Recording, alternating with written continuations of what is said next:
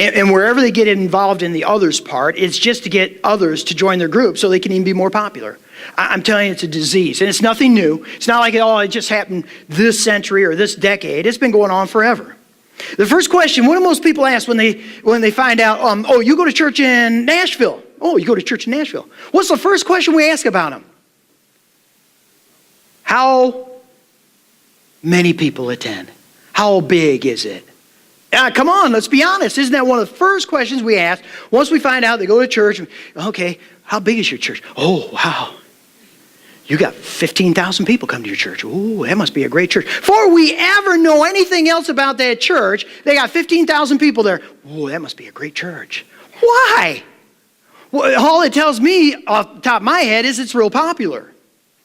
I don't know if there's any power there. I don't know. I'm not making a judgment. But the fact of the matter is we can't make a judgment based on the fact that they got a bunch of people coming there.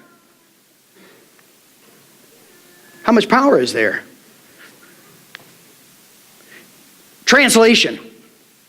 When we ask, how big are you? How popular are you? Not how powerful, how purposeful, or how are you following Jesus? How are the lost being saved? Or are they just moving, people from one pew in this building over to this, all in this building?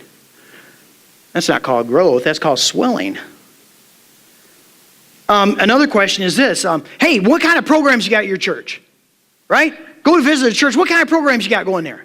Translation of that is, what do you got for me? Right? What do you got for me? And what will you do so you can make my life better?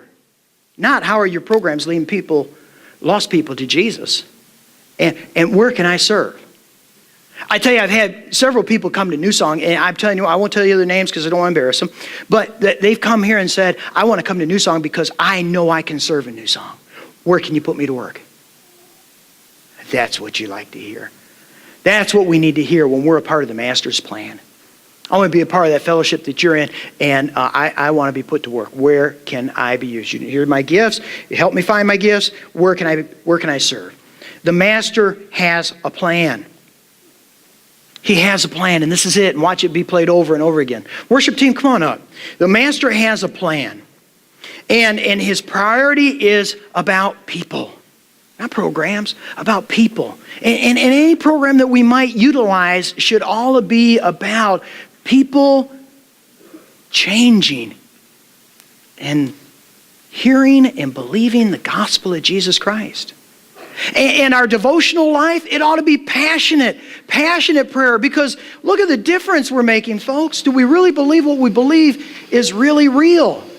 That if people leave this world without having made that connection with Jesus Christ, we don't know what their eternity is all about. Jesus has made it pretty clear.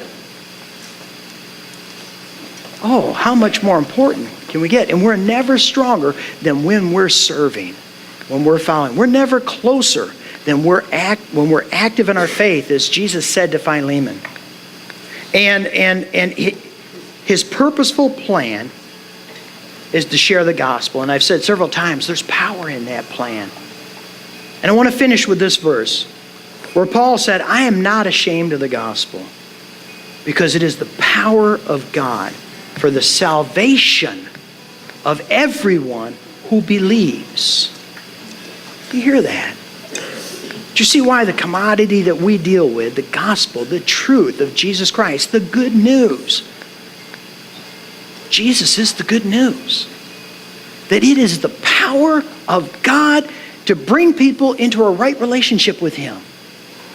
I cannot think of anything in this world that we could do that's more important than that. Yet we get so freaked out on all the other trivial stuff in this world, and we get deferred and discouraged and distracted. Oh, that's the enemy's plan for us, to get us off the Master's plan and back onto our own agenda again. Oh, I pray for us, New Song. I pray for all of us that we'll be a part of the Master's plan. But I can't do it myself. I need you to help me stay on that track. You need me to help you stay on that track too. And I don't want you ever to leave this place.